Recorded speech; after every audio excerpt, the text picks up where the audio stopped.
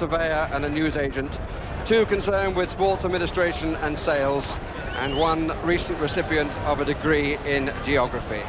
It's the same lineup which started that memorable semi-final against West Germany.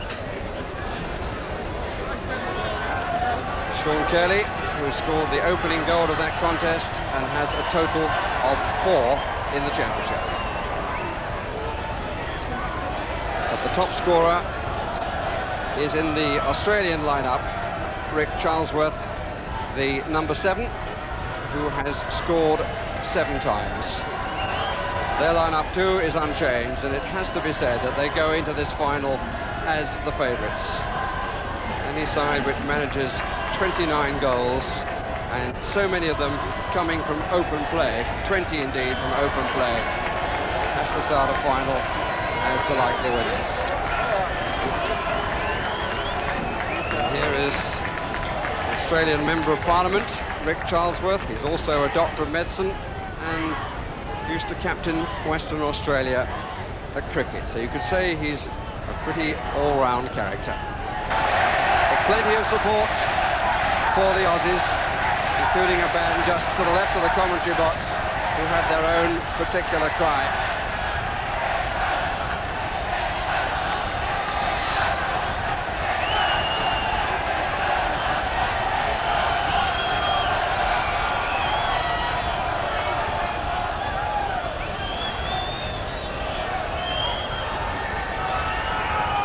Final seconds before the start.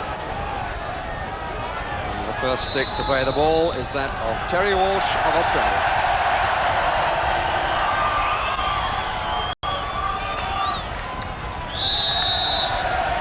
The Australians all the way through have shown an emphasis on attack, and it is to be hoped that England will be able to do the same. And it is also to be hoped that we can feed the ball through well to the front players. England back in the white strip, white shirts, so each side in their traditional colours. First close-up of the ball from Martin Grimley for the Australian goalkeeper Neil Snowden, one of their survivors from the Olympic Games. Well, slipped by Paul Barber. Here is Colin Batch. Hughes got back, and there was an obstruction. This is the 21st meeting between the two countries. Australia have won 10, England 4. There have been 6 draws, including the last one, which ended at 3-all, with the Australians winning 5-3 on penalty strokes. Paul Barber, David Faulkner,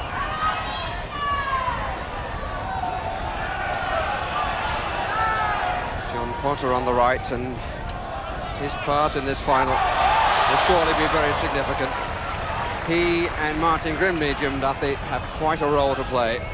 I think they've got the most important roles. Australia do attack down the flanks very well, and I think Martin Grimley has got the most difficult marking Grant Mitten today.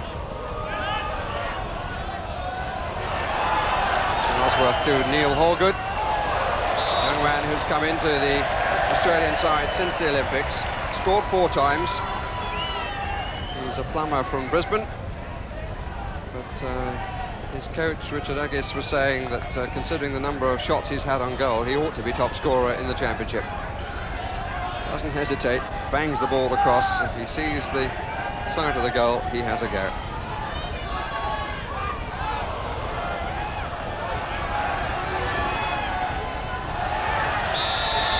A good moment to give you some of the measurements. The pitch in hockey, 100 yards by 60 yards. The goal is 7 foot high by 4 yards wide.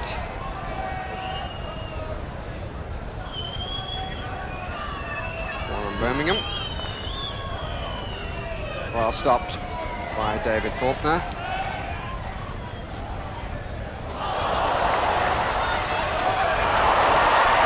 And it went away from Grant Mitten for just that vital second. And when he got in his shot, good save from the goalkeeper of the tournament, Ian Taylor. First penalty corner given, with the ball coming up dangerously off an English stick. I'm afraid that was a stupid mistake by the England team. Yesterday they conceded a lot of short corners in exactly the same way, and looks like they've started off in the same vein. Two umpires, incidentally the same too. Monsieur Renault and Santiago Deo of Spain. Renault, the one we're looking at now. John Bestel. And Taylor scooped it away. And Rick Charlesworth a little disappointed that a penalty stroke wasn't given. The ball was lost for a moment. But Mr. Renault had a good look. And wants a word with somebody. And it looks as though it's Paul Barber.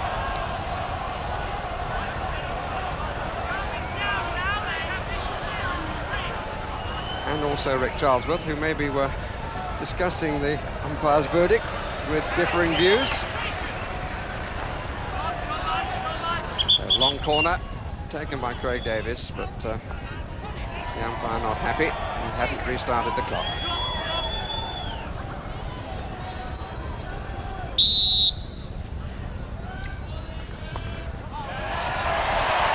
John Potter. That's an England hit in.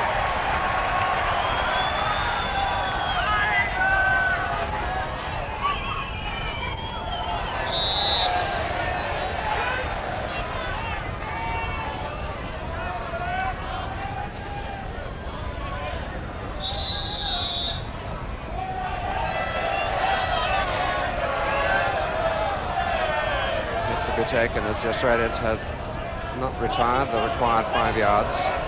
Barber. Pity, because Grimley was well placed and had room to manoeuvre. Potter. Long corner.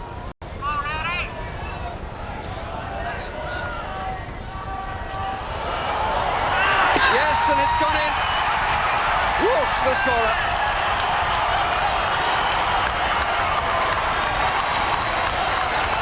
Terry Walsh taking advantage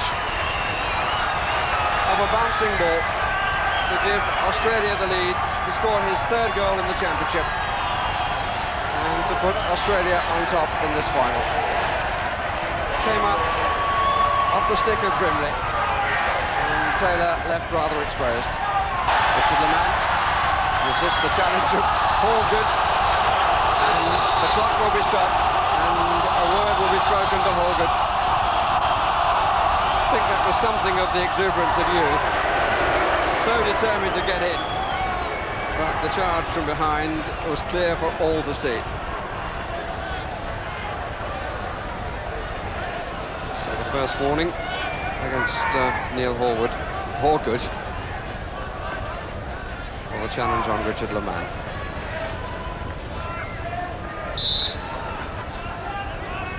Barber. A waste of the free hit. Charlesworth. All good. See what I mean about getting the ball into the circle quickly. Get these sticks down, right?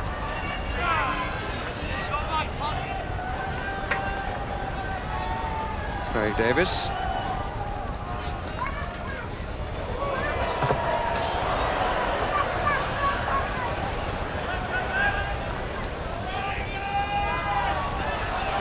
Bestel, who, like Davis, comes from Perth, Western Australia.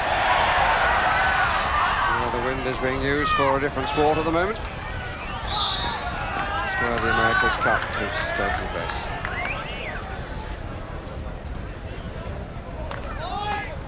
Charlesworth.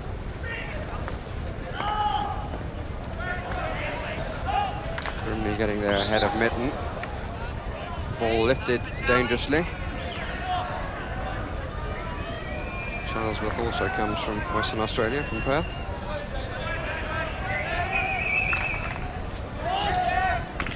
Curley. Hasn't really been able to get into the match yet, which is now being blessed by some pleasant sunshine.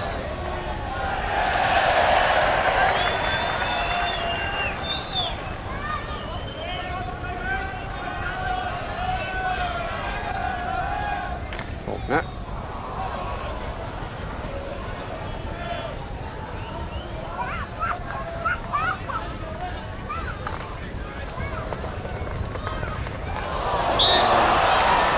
was too high from Grant Mitten. But a message there for Martin Grimley. Do like to use the width of the field, the Australians. And they've got such pace, their wide men. Barber. Faulkner.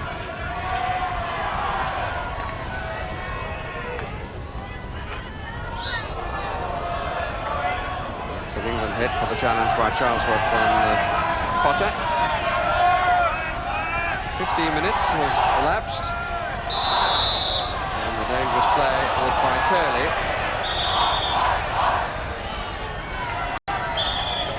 I can't understand that at all, because Davis actually played the ball towards Curley there. The Spaniards didn't like the wildness of Sean Curley's swing. Hughes. Not used. Leman. Potter to the right. Maybe got caught in two minds. And Ian Taylor on his haunches, quite happy to watch that one go by.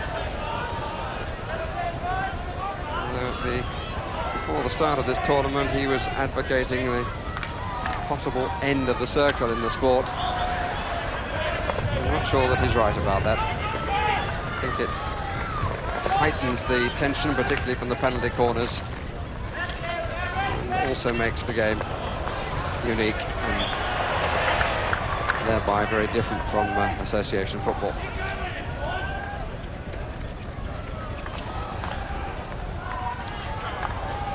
Good challenge by Dodds.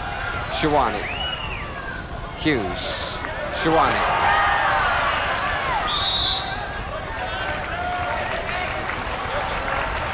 We've seen a lot of attacking flair from the Australians, but they showed on that occasion that they're good markers and coverers too. Vestal. David Bell, the skipper. Distraction by Hughes.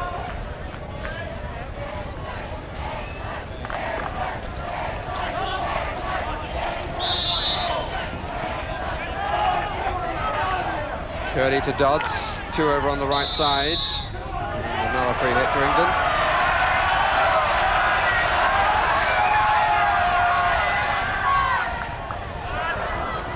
Cut out by Trevor King. The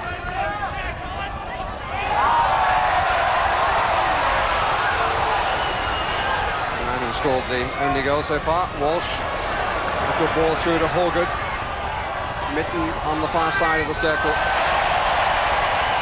Good cover by Potter. And Horgood, in turning to play the ball backwards, obstructed Potter, and England hit.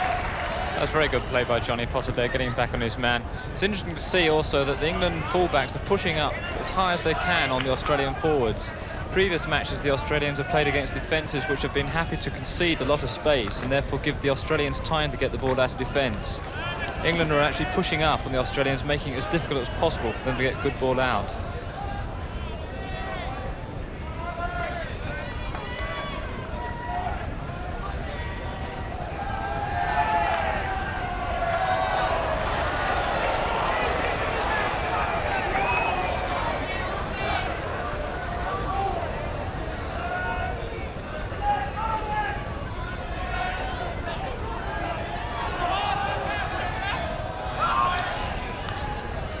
Stopped by Leman. I think it was feet by Charlesworth.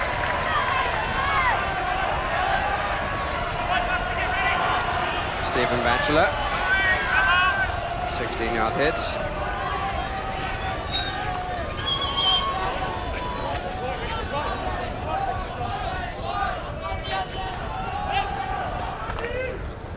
King to Bell.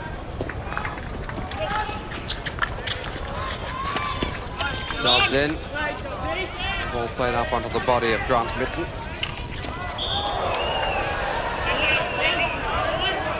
Challenge on Warren Birmingham. He's had a particularly good tournament, just 25.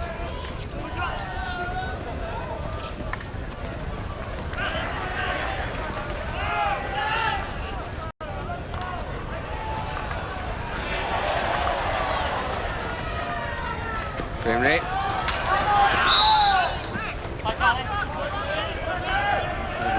action, but it's just a hit in for the ball going out of play.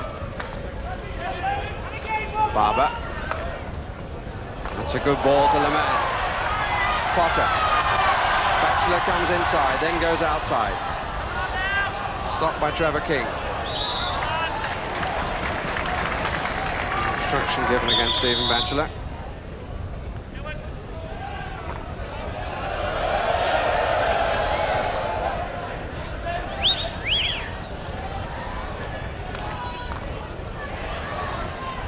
Leman bided his time well. Obstruction by King.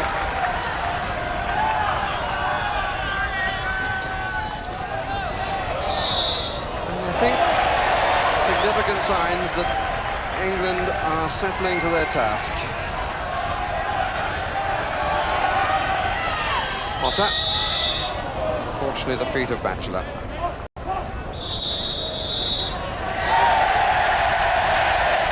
Taken from the wrong place, and Mr. Deo gives the hit to England. Good stop by Craig Davis and by David Faulkner.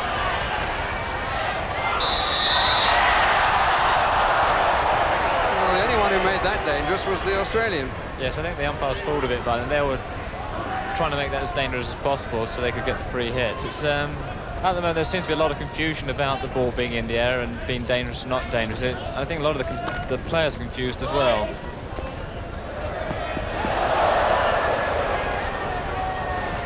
But again, it was good to see that David Faulkner had pushed up from behind and actually giving support to the midfield. Kelly, being followed everywhere by Bestel. A typical piece of determination by the Englishman.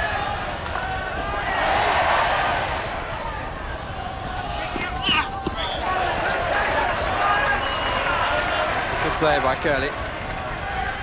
Yes, he's closing down the players very quickly and again making it difficult for the Australians to get the ball out of defence. Shawani. 3 in the circle. Good challenge by Birmingham. And it's an England's hit just outside.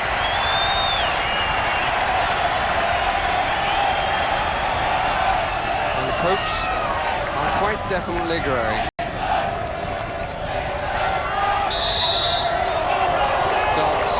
To have held up Birmingham. And the way England are now playing makes one regret even more the way they started and conceded the goal. On those free hits from the side there, I'd rather see England bring out players in the back who can actually hit the ball extremely hard in the circle. Australia won a short corner very early on in the game by bringing out their full-backs and actually just slamming the ball into the circle, waiting for the English players to make a mistake, and I think we should do likewise. Penalty corner given because the ball came up off the pad of Ian Taylor, too close to Grant Mitten. Extremely difficult demands on a goalkeeper in that situation.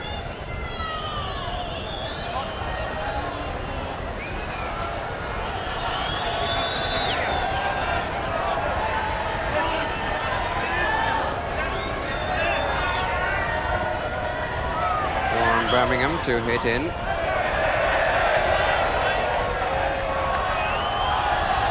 Terry Walsh prepared to strike.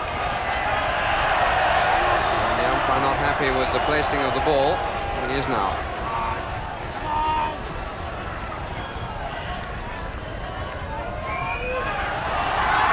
Bestel. The lovely strike. And Australia have a 2-0 lead. But a goal really against the run of play, I think. It seemed to go far too high. To me, that seemed to go directly and above the backboard and therefore should have been disallowed.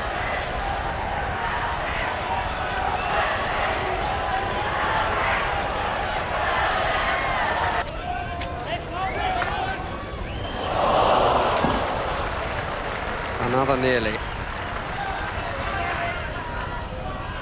England quite often promise, but so far have not fulfilled. Dangerous play again.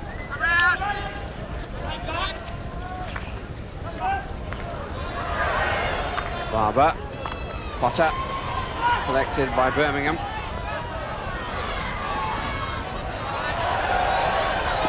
Changes the angle of attack. Good stop by Paul Barber. Him off the feet of Hughes. The umpire allowed the advantage. Good interception by Faulkner. England losing possession again. Horgoods. Long corner.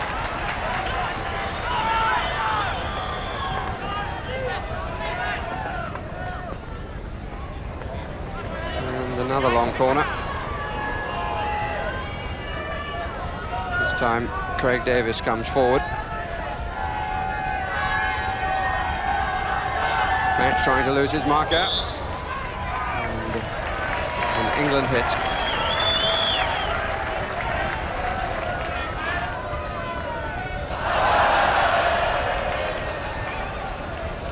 Three minutes of the first half remaining, and how the complexion of this contest would change if England could manage a goal during that period. Australia have taken their chances, deserved to be in front, but the second goal was somewhat against the run of play at that stage. Davis, Bell.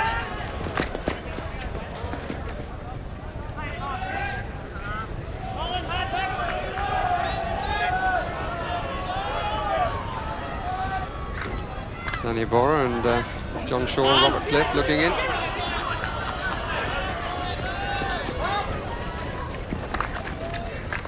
Stopped by Dodds.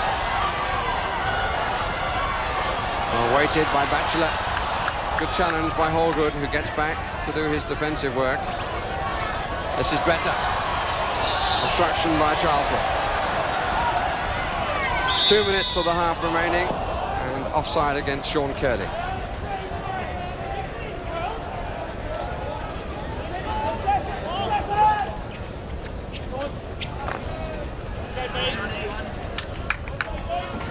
It's a hit in.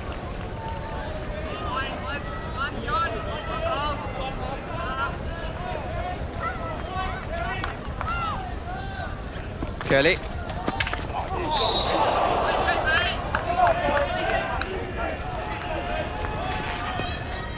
Grimley.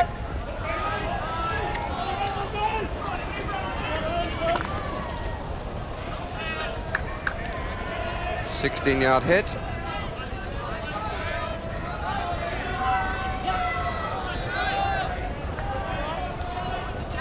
Batchelor looking to go on the far right. Beautifully taken by Trevor King. And well used. This is Batch. Back again to Batch. Taylor getting the ball away with height and distance. Shiwani. Bestel across. Shiwani checking where everybody is.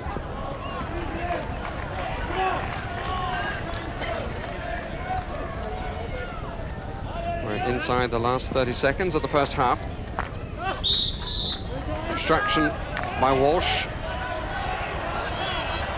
Crowd encouraging England to get on with it. Grimley, it's got through. A 16-yard hit. Richard Dodds, who got into the circle.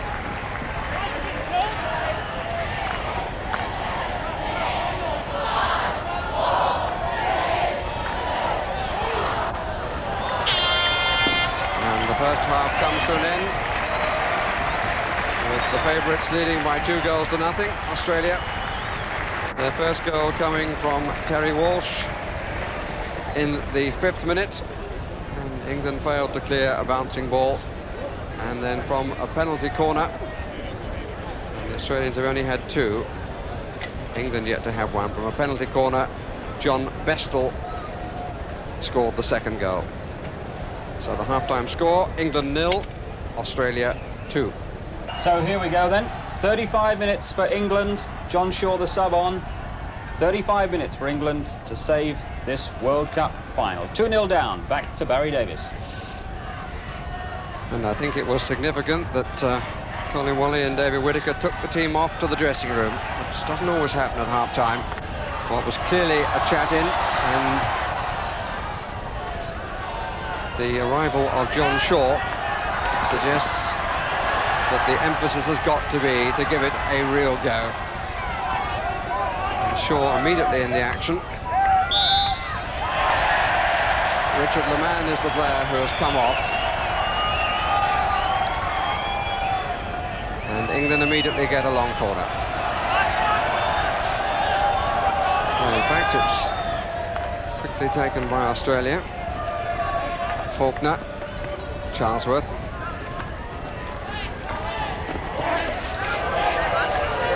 A very busy start, the sort of start that England wanted to make right at the opening of the match, but didn't.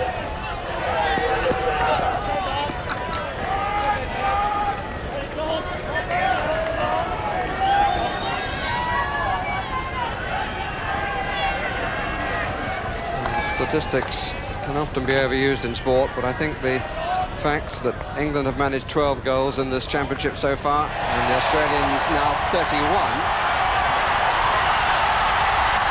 But here is Sean Curley. Oh, what a pity. But if England can play like that, the whole thing could be turned round. If the ball can be got through, and we can see the pace from Curley, from Shiwani, and from Batchelor, supplemented by Shaw, then we could get back into this contest. But even so, as I was saying, 31 goals in 6.5 matches is quite a record by Australia.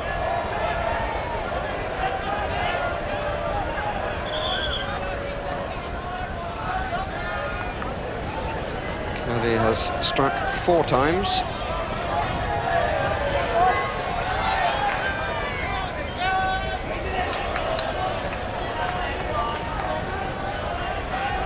Imagine that just about everyone in this huge crowd, probably something around 12,000, will be feeling that what a difference an early goal in this half could make. Live, Australia in possession, denied it by Hughes.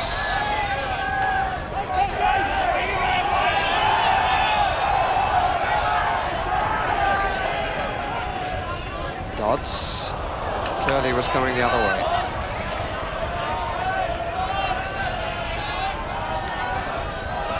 Davis.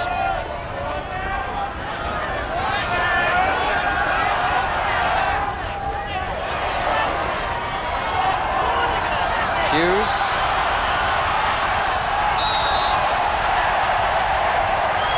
Hit against Bell. Potter. Every Australian back.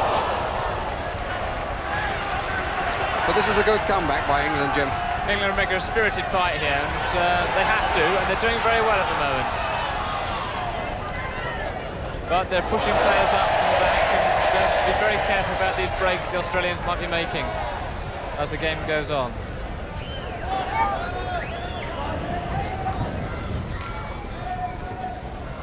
In their group matches in Group B, the Australians won 4 of the 5. They were held by West Germany. Although observers at that time did rather feel that when it reached 2-2 that both sides settled for the point.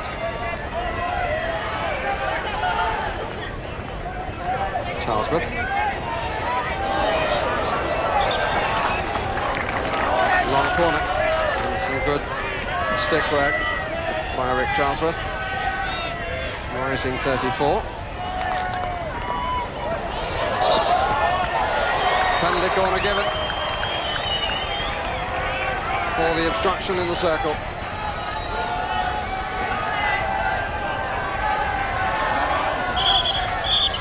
The Australians' second goal, I thought, came slightly against the run of play at the time.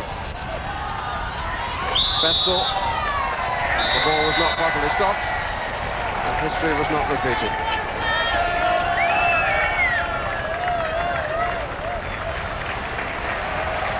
Has to be cleanly stopped, but it was not.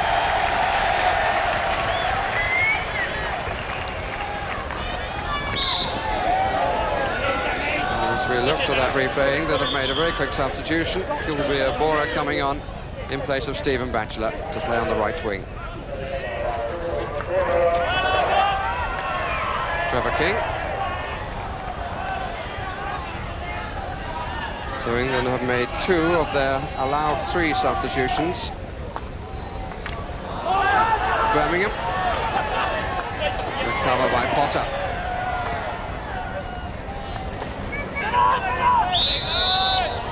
Obstruction on Shawani.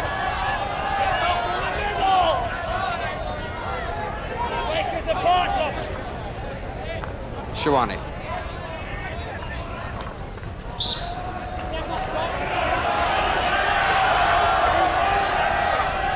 Grimley has changed the angle by that movement. Barber. England pushing up onto the halfway line. Off the stick of Shaw.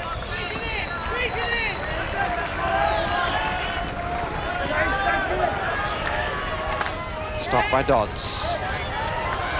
Bora. Good play. The umpire read it well too. What a pity.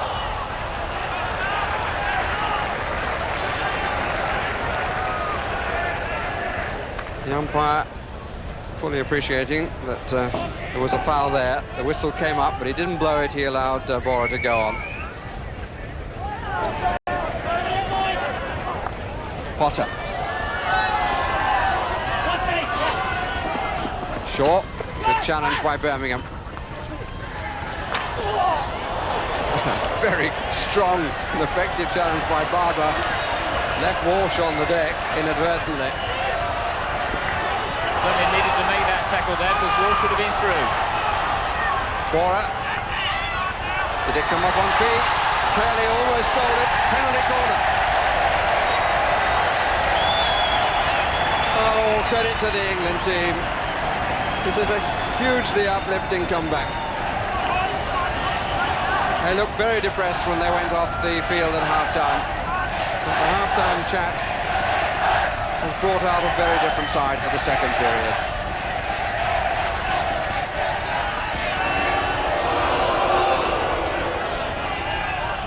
Potter, Curley, Barber, another good save.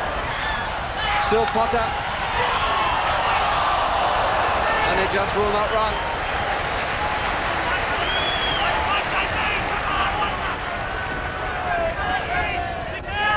Dodds.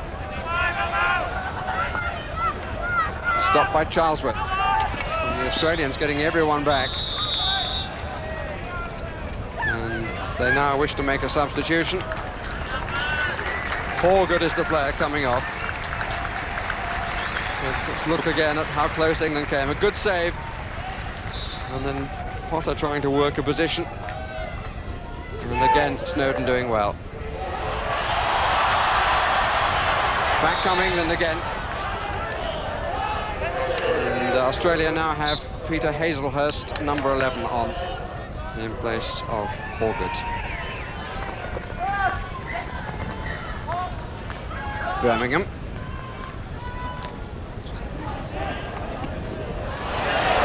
Play by Martin Grimley. England's hit. Feet by Bestel.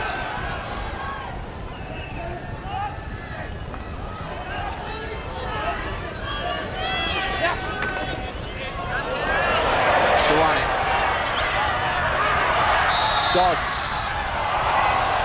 Obstruction given. And Bora was the nearest to the cross by Richard Dodds. England running the match, though, at the moment, Jim. They are. They've really come back in this game very well. And they've just got to keep going. I mean, they've got to have the belief that if they keep putting this amount of pressure on the Australians, that they will get a goal in the end. And if that does happen, I think the Australians will start to panic, naturally. I think already they may be feeling that England have proved their most difficult opponents. Well, I think when the tournament started, Australians have always done, or let's put it, England have always done well against Australia. And so West Germany, and I think West Germany and England would have been the two sides they would have feared. England's hit just outside the circle. Really must make those count, though, to get the ball into the circle.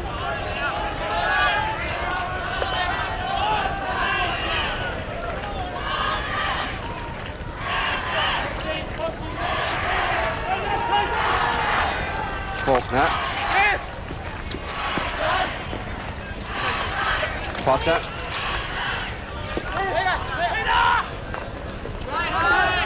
Batch.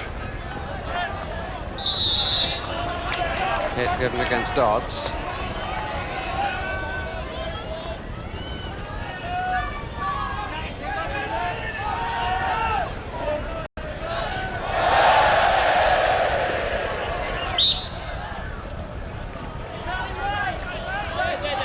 Quite what was intended, and England's hit where the ball landed. White ball again. Dangerous play by Potter, lifting the ball.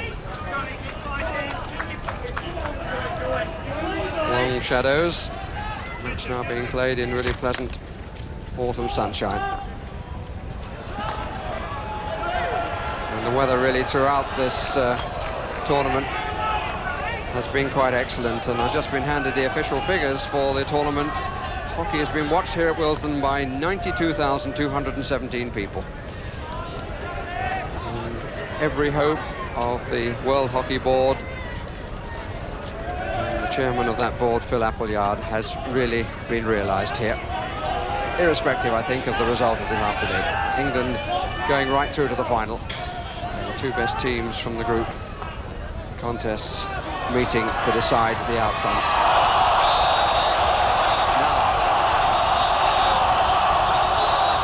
Hughes is the player down. The umpire is calling the Australian skipper to him. Well, that was a quite blatant body check. Indeed, sufficiently blatant that David Bell has been sent off for a minimum of 5 minutes. We don't know exactly how many minutes the umpire says. It's up to his discretion, which I think maybe is a law that could be changed, so the public are kept informed. But Australia will play with 10 men, and the clock has stopped at 15 minutes and 16 seconds remaining. I think, Barry, that he'll be mostly off for about 5 minutes, and then hopefully during this period England can make use of the extra man.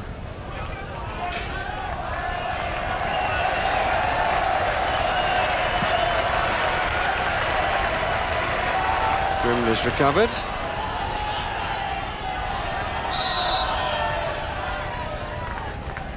With a lot of players in the opposition 25, but nothing to feed on from the hit.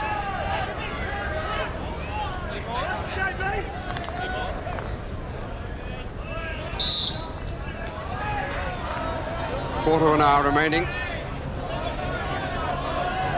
of this final and of this 6th World Hockey Cup.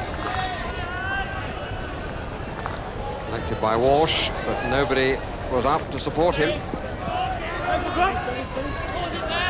I think is indicative of how the balance of play has changed.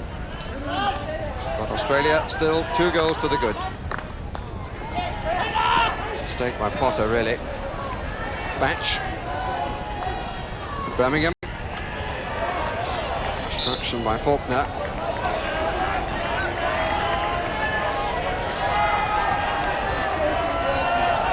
Far from sitting back on it with 1 man short, the Australians have immediately turned to the attack.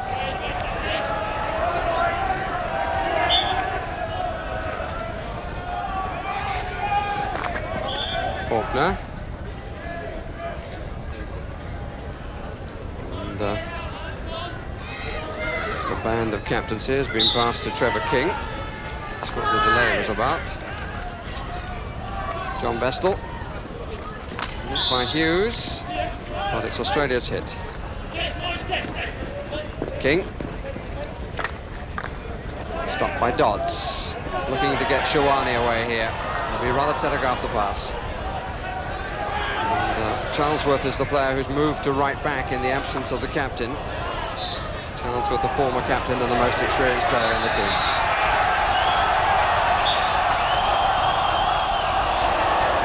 The green card being shown to a second Australian.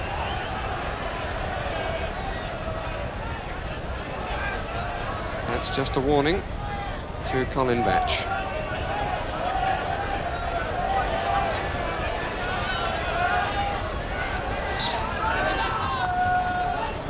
Barber. Dodds with a little bit of space to move into. Faulkner.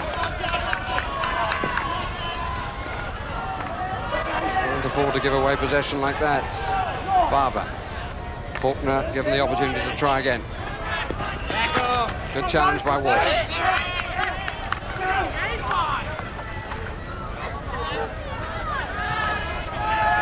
Curley waiting in the circle. Shawani on the left side. Comes to Curley. Obstructed by Vestal.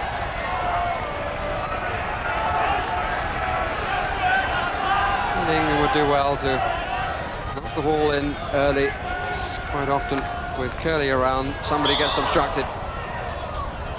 But this time it's Australia's hit.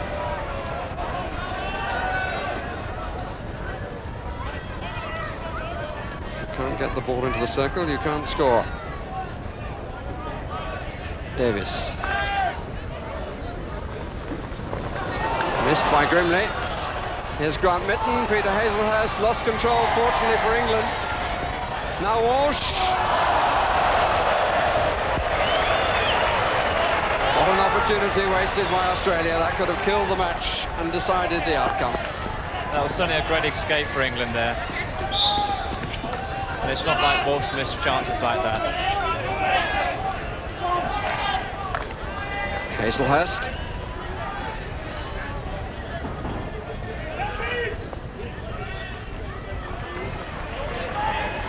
Australia's hit in.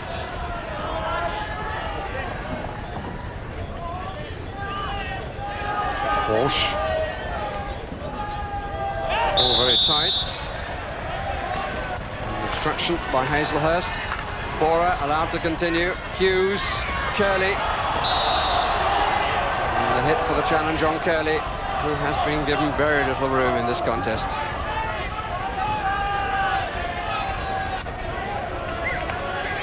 Shaw. Barber. Faulkner. Bora. Obstruction by Hazelhurst. It's good running. Curley gets it in early. Hughes. Shawani!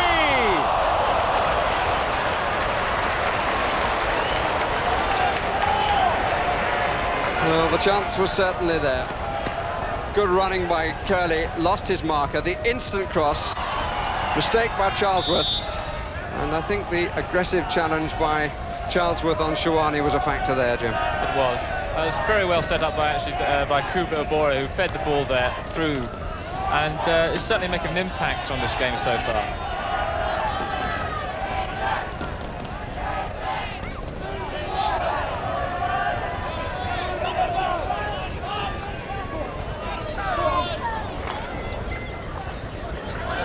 Stopped by Birmingham. Hazelhurst. The Australians playing virtually with just two up now. And now those two get behind the ball as England have the hit. Potter. Shaw. 10 minutes left.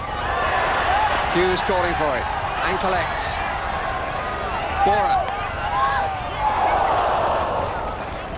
16-yard hit. The sport is full of if-onlys, but I'm afraid if the score changes, it doesn't change, and England will look back and ask themselves why they didn't play in the first half as they played in the second. 5 minutes have elapsed. Back comes David Bell for Australia.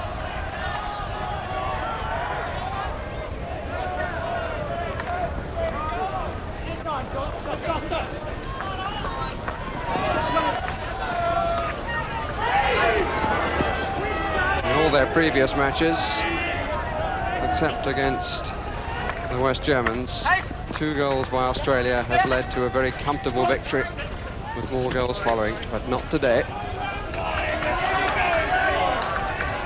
Barber, he's a little bit fortunate, but it's his hit.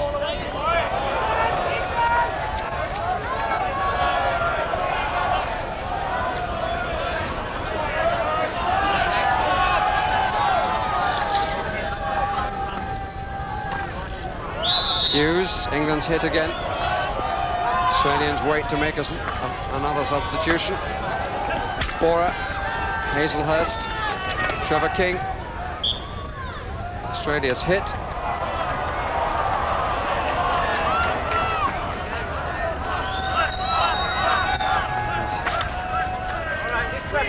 Dean Evans still waiting, and it's interesting here that Grant Mitten is the player to be withdrawn, so Australia hanging on to what they hold, bringing on a more defensive player.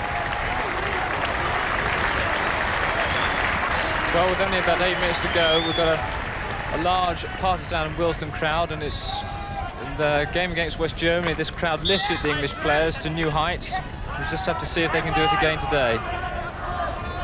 Barber, and all by Ian Taylor in the Australian half of the field.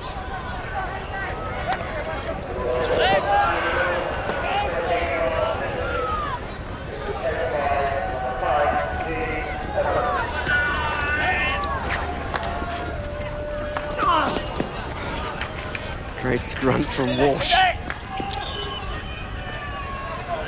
Barber. Hit in to be taken again. Davis. Potter. Feet by King. Curley starts the move to the inside right position. That was aimed at Norman Hughes.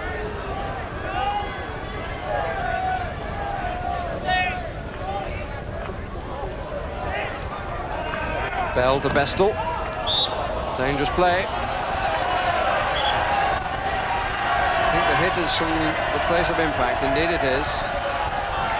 Paul Barber. Yes!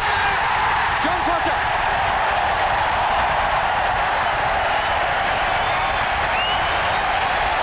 Well, it rather backs the point that's been made.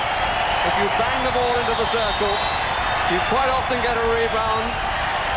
The rebound came off the goalkeeper, and Potter on the reverse sticks,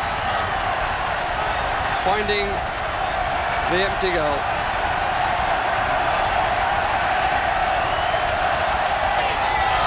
Barber. Shaw unable to take it.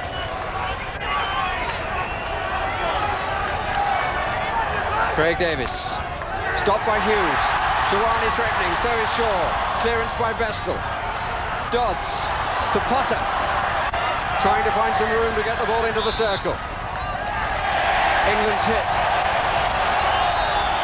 Dodds to Potter. Off the feet. No. Long corner.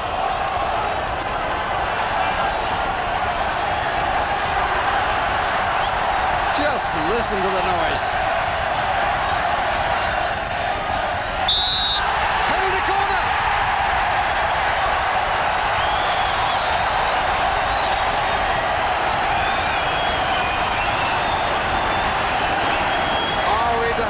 Of yesterday. Well, they're not going to have many more chances left, so I hope they take their time over this. Just calm themselves down. We can only hope. Barber deflected for the long corner. Good challenge out by Warren Birmingham.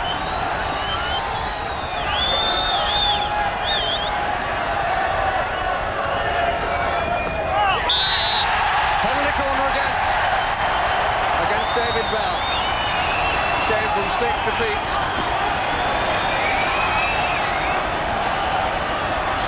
And the pressure on Australia from all sides.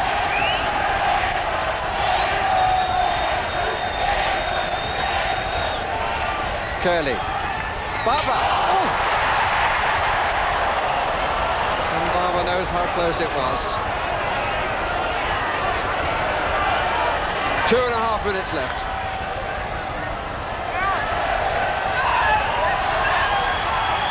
Back come England again. Dodds. Challenged by Batch. His feet. England's hit. No time to be wasted. 16-yard hit. The clock says 2 minutes left.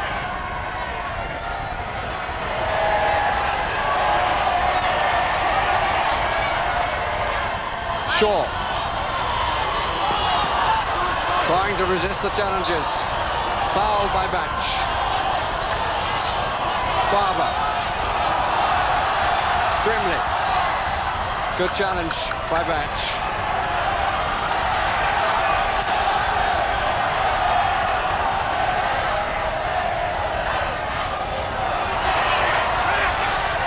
Shaw, Hughes, it's Australia's hit.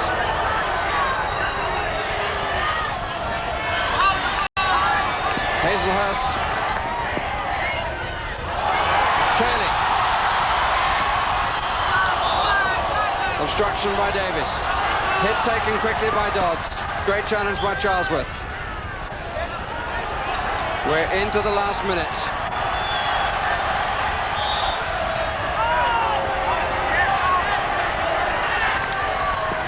Faulkner. Charlesworth. Faulkner.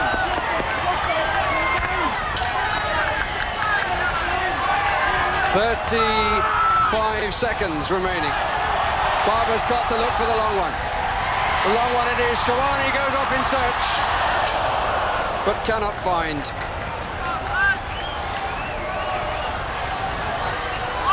Vestal with a 16-yard hit for Australia. It's a good one. And Hazelhurst just has need to keep possession. Inside the last 15 seconds. England's hit. Taylor comes to take it. Forward by Grimley. Stopped by Birmingham. The last 5 seconds. The Australians celebrate. England end this 6th World Cup on top. But Australia take the trophy, winning an excellent final that had 2 very contrasting halves by 2 goals to 1. England really giving themselves too much ground to recover from a very nervous start. A good final, which ends with disappointment for the England players. But Australia winning by 2 goals to 1. Their goals scored by Walsh in the 5th minute and Vestal in the 24th minute.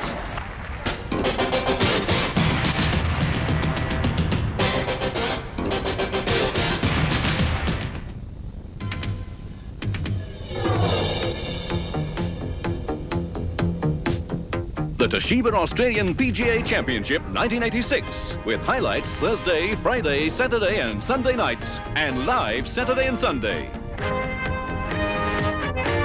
From Castle Hill Country Club in Sydney, where Greg Norman goes for a hat.